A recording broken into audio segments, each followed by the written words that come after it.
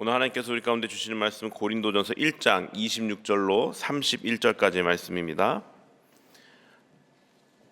고린도전서 1장 26절로 31절까지의 말씀 한 절씩 교독하시고 마지막 절 함께 읽겠습니다. 형제들아, 너희를 부르심을 보라. 육체를 따라 지혜로운 자가 많지 아니하며 능한 자가 많지 아니하며 문벌 좋은 자가 많지 아니하도다.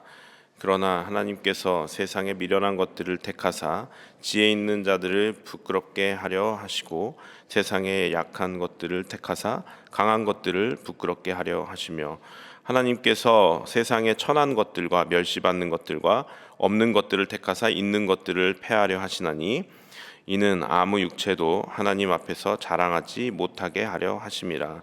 너희는 하나님으로부터 나서 그리스도 예수 안에 있고 예수는 하나님으로부터 나와서 우리에게 지혜와 의로움과 거룩함과 구원함이 되셨으니 기록된 바 자랑하는 자는 주 안에서 자랑하라 함과 같게 하려 함이라. 아멘. 오늘 고린도전서 1장을 마무리하기 전에 이 고린도전서를 앞으로 어떻게 묵상하면 좋을지 살짝 그 배경을 개관해드리는 것으로 시작해서 본문을 좀 살펴보면 좋을 것 같습니다. 고린도는 지중해의 동서를 연결하는 지역에 위치해서 그리스에서 가장 활발한 상업의 중심지로 물질적인 번영을 누리던 곳입니다. 그러다 보니 고린도에는 무역이 굉장히 활발했고요. 그로 인해 무역 상인과 그리고 또한 노예들까지 여러 인종과 계층들이 함께 공존하며 살아가는 아주 활기 넘치는 신흥 도시의 모습을 띠고 있었습니다. 물질적인 번영을 누리던 곳에 맞게 아주 사치스러움이 사회 전반에 만연하고 있었고 여러 인종으로 인해서 여러 잡다한 종교들이 혼재함으로 인해 여러 신전들과 그에 속한 소위 말하는 종교 창녀들로 굉장히 관능적인 생활 방식 그리고 방탕한 삶을 즐기던 도시였습니다. 물질적인 풍요와 그리고 방탕한 삶이 공존하던 도시였다는 것이죠. 이러한 고린도는 사도 바울의 2차 선교 여행의 중심지로서 사도 바울은 그곳에서 1년 6개월을 머물며 그 유명한 브리스길라와 아굴라 부부를 만나게 되고 고린도 교회가 곧 탄생하게 됩니다. 고린도 교회는 교회 건물이 따로 있었던 것으로 보이지가 않습니다. 따라서 여러 사람이 모이기 좋은 비교적 부유한 교인의 집에 모여서 예배드리고 모임을 가졌을 것입니다. 그런데 교인 대부분은 도시 중심가에 거주하는 최하층민인 것으로 알려져 있습니다. 모임은 이 부유한 교인의 집에서 함께 모였지만 대부분 모이는 사람들은 최하층민들이 많았다라는 것이죠. 사도 바울이 고린도 전서를 쓴 목적을 좀 알아야겠죠. 여러 목적이 있는데 첫 번째 목적은 1장 11절 말씀을 통해 알 수 있는데 제가 읽어드리겠습니다. 내 형제들아, 글로에의 집 편으로 너희에 대한 말이 내게 들리니 곧 너희 가운데 분쟁이 있다는 것이라. 아멘. 무역의 중심지였던 만큼 글로에라는 여인의 이 네트워크는 사도 바울이 지금 현재 머무르고 있던 에베소까지 뻗쳐 있었던 것 같습니다. 글로에가 직접 에베소에 방문해서 사도 바울에게 이 고린도 교회 소식을 전했는지 아니면 그녀의 측근이 에베소에 방문하여 고린도 교회 상황을 사도 바울에게 전달하였는지 정확히 알 수는 없지만 사도 바울은 이 글로에라는 여인에게 속한 누군가에게 이 고린도 교회가 현재 분쟁에 휩싸여 있습니다라는 소식을 듣게 되었고 그 분쟁을 해결하기 위해서 사도 바울은 이 고린도 전서를 쓰게 된 것입니다. 고린도 교회는 교회 내에 권력 투쟁과 연관된 문제로 인해 교회에 분열이 일어나고 있었어요. 교인들 사이에서 자신의 지위를 확보하기 위해 자신들이 편애하는 사도들의 이름을 중심으로 이 당을 지었습니다. 무리를 지었죠. 그래서 그 파 이름이 되게 재밌습니다. 바울파. 예, 당연하죠. 고린도 교회를 개척한 사람이니까요. 바울파가 있었고요. 아니다, 나는 베드로파다. 나는 아볼로파다. 제가 보면서 제일 웃겼던 건 심지어 그리스도파로 나뉘게 돼 있었던 것입니다. 이렇게 네 가지 파가 당을 이루어서 막 싸우고 분열되고 있었던 것입니다. 사도 바울이 맞다. 아니다. 베드로가 맞다. 아니다. 내 스승 아볼로가 맞다. 아니다. 우리의 주인 되신 그리스도가 맞다. 이렇게 해가지고 당이 나뉘어진 것입니다. 고린도 교회는 그런 분열 상황을 지나고 있었던 것이죠. 그리고 또한 그 당시에 여러분, 고린도 사람처럼 행하다라는 말이 있었어요. 그것은 성적으로 부도덕하다라는 말을 대신하는 말이었습니다. 굉장히 불명예스러운 말이었죠. 고린도 사람처럼 행하다는 것은 성적으로 부도덕하다라는 그런 말이었으니까요. 그런데 그러한 사회적인 성적 문란함이 이 고린도 교회 안에도 침투해 있었다는 것입니다. 이 분열뿐만 아니라 그 사회적인 전반적인 문란함이 이 교회 안에도 들어와 있었다는 것이에요. 그래서 고린도전서는 사도 바울이 그러한 것들을 바로잡기 위해 다른 어떤 서신서들보다도 성과 결혼 그리고 이혼과 독신 등 이 성윤리에 대해 자세하게 다루는 것입니다. 그래서 앞으로 묵상에 가실 때 왜 사도 바울이 왜 이렇게 성에 대한 얘기, 결혼에 대한 이야기를 많이 했는가를 살펴보시면 이 고린도라는 도시가 굉장히 문란하였고 그 문란함이, 성적인 문란함이 교회 안에도 침투해 있었지라고 여러분들이 기억하시면 더 이해가 빠르실 것입니다. 이러한 배경을 기억하시고 고린도전서를 앞으로 묵상해 나가시면 더 이해가 빠르시겠죠. 그리고 그 당시 상황을 지금의 우리에게 적용하는데 또한 도움이 되실 것입니다. 자, 이제 본문으로 들어가 보죠. 오늘 본문 26절을 살펴보면 아까 말씀드렸던 고린도 교인들 대부분이 사회적 하층민이었다는 것을 직접 알 수가 있습니다. 26절 말씀입니다. 형제들아, 너희를 부르심을 보라. 육체를 따라 지혜로운 자가 많지 아니하며 능한 자가 많지 아니하며 문벌 좋은 자가 많지 아니하도다. 굉장히 제 생각에는 이 편지를 받으면 살짝 기분이 나쁠 수도 있을 것 같은데 사도 바울은 이 고린도 교회를 개척한 또 목회자니까 이렇게 직접적으로 너희들의 상태를 보아라라고 알려주고 있는 것이죠. 근데 그 이유가 있습니다. 어쨌든 그 지혜로운 자나 능한 자나 문벌 좋은 자가 아예 없었던 것은 아니지만 교인들 대부분이 그렇지 못한 사회적 하층민이었다라는 것을 이 구절에서 엿볼 수가 있고요.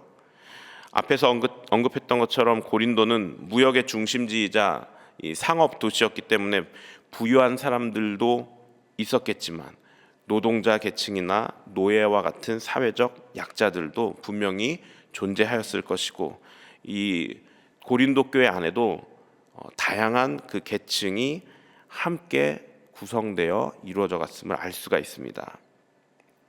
그래서 뒤로 가보면 고린도전서 7장에서는 노예 상태에 있는 교인에 대해 직접 언급한 일이 있고요. 11장에서는 성만찬 때 부자와 가난한 자의 그 격차 문제를 언급하기도 하였습니다.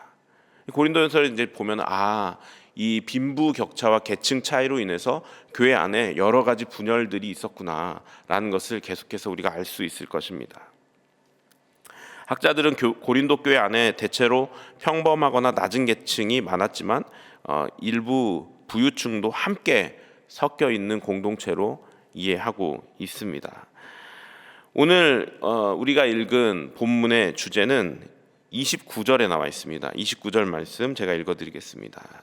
이는 아무 육체도 하나님 앞에서 자랑하지 못하게 하려 하심이라. 아멘. 이미 분열되어 있었던 고린도 교회 안에는 부유층과 하층민이 공존하고 있다고 말씀드렸죠. 그런데 안타깝게도 교회 안에도 이 사회적인 신분에 의한 차별과 하대가 있었다는 것을 우리가 엿볼 수가 있습니다. 아무래도 노예에서부터 그 노예를 부리는 부유층이 함께 공존했다면 아마 지금 시대에서는 결코 이해할 수 없는 계층 간의 분열과 갈등이 분명히 교회 안에 아주 심각하게 존재하였을 것으로 예상할 수가 있습니다. 그래서 사도 바울은 27절과 28절 말씀에 이렇게 기록하고 있습니다. 그러나 하나님께서 세상에 미련한 것들을 택하사 지혜 있는 자들을 부끄럽게 하려 하시고 세상에 약한 것들을 택하사 강한 것들을 부끄럽게 하려 하시며 하나님께서 세상에 천한 것들과 멸시받는 것들과 없는 것들을 택하사 있는 것들을 폐하려 하시나니. 아멘. 언뜻 이 말씀을 들으면 가난하고 미련한 자들의 편을 들어주는 것 같죠. 그러나 이 말씀은 가난한 사람이 더 거룩하거나 하나님께 더 합당하다는 그런 말이 아닙니다. 하나님의 구원은 인간의 어떠함에 의한 것이 아니라 전적인 하나님의 은혜이니 구원받은 성도들 사이에서 뛰어나고 부유하다고 자랑하는 것도 또 가난하고 배운 것 없다고 주눅드는 것도 잘못되었다라고 말하고 있는 것입니다. 그렇게 31절에는 이렇게 기록되어 있습니다.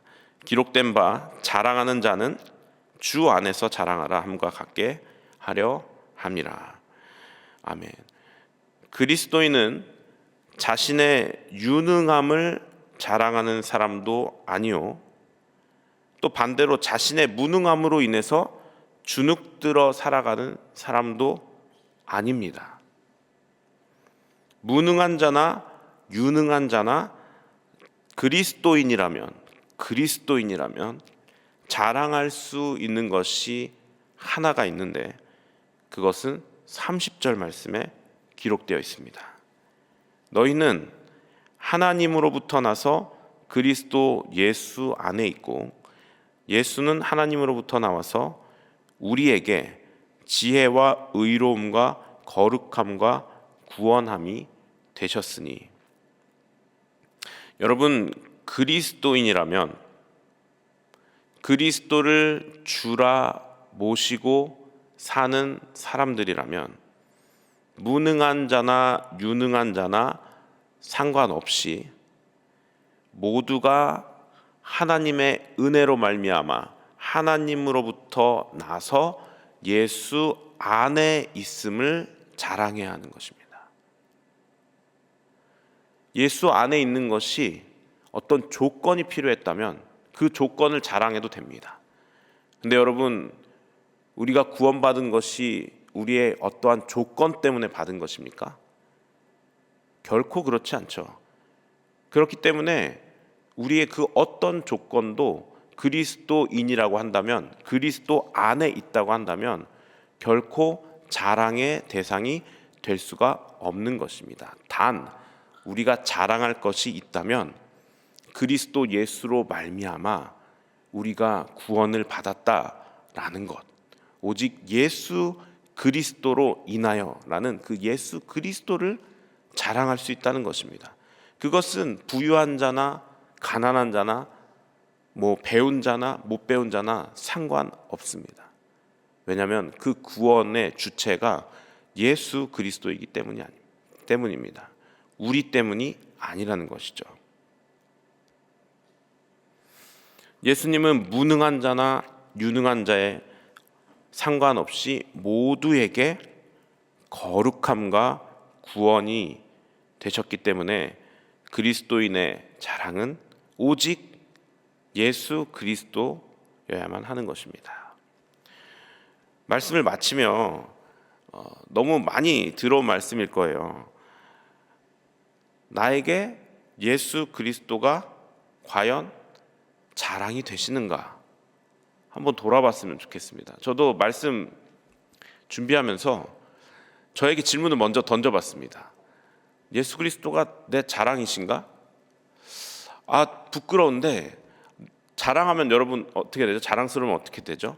아마 이렇게 만나면 얘기하고 이랬어 저랬어라고 이렇게 말하게 되잖아요. 그런데 부끄럽게도 제가 예수 그리스도를 자랑하는 일이 마치 나에게 기쁘고 즐거운 일이 있었던 것 자랑하는 것보다 빈도수가 적더라고요. 뭐 아무래도 제가 만나는 분들이 다 어찌 보면은 예수님을 믿는 분들이기 때문에 그럴 수도 있겠죠. 그런데 제 삶을 이렇게 돌아보는데 저 안에도 내가 예수 그리스도를 자랑하는 게 내가 생각하는 것만큼 그렇게 자주 있는 일이 아니구나라는 것을 좀 돌아보게 되었던 것 같습니다. 그래서 자주 들어오고 많이 들어본 이야기지만 우리가 좀 돌아봤으면 좋겠어요. 내가 내 삶에서 예수 그리스도를 먼저 자랑스럽게 여기고 있나? 그리고 나는 그 예수 그리스도를 과연 자랑하고 있는가? 생각해 보고 싶었습니다. 오늘 하루를 시작하면서 우리가 좀 기도의 자리로 나가며 나의 삶에 예수 그리스도의 위치가 어디인가? 먼저는 과연 내 삶에서 내가 자랑스럽게 여기고 있는가? 그리고 그 자랑스럽게 여기고 있는 우리 예수 그리스도를 과연 예수를 모르는 사람들에게 자랑하고 있는가? 돌아보고 싶었습니다. 그리고 각자에게 주어진 예수 그리스도를 자랑하는 삶의 모습은 아마 각자 다를 거예요. 누군가는 예수 그리스도를 자랑하는 방법이나 형태가 이럴 것이고 또 누군가에게는 또 저럴 것이고 각자마다 그 삶의 바운더리에서 예수 그리스도를 과연 어떻게 자랑할 수 있을지 고민해 봤으면 좋겠습니다. 하나님께 간구하시기 바랍니다. 하나님, 제가 예수님이 자랑스러운데 과연 내 삶에서 어떻게 하면 이 예수 그리스도를 자랑스럽게 여기고 또 어떤 방법으로 자랑할 수 있을까요? 하나님께 좀 간구하시는 시간이 되면 좋겠다고 생각해 보았습니다. 우리 하나님께서 원하시는 예수만 자랑하는 삶, 우리의 어떠함을 자랑하는 것이 아니라 나는 그리스도인이기 때문에 자랑할 것이 예수밖에 없다라고 여기는 삶, 우리 뉴저지 초대교회 모든 성도님들이 그러한 삶 사시고 또한 오늘 하루가 그러한 삶의 시작이 되시는 하루 되시기를 주님의 이름으로 축원합니다.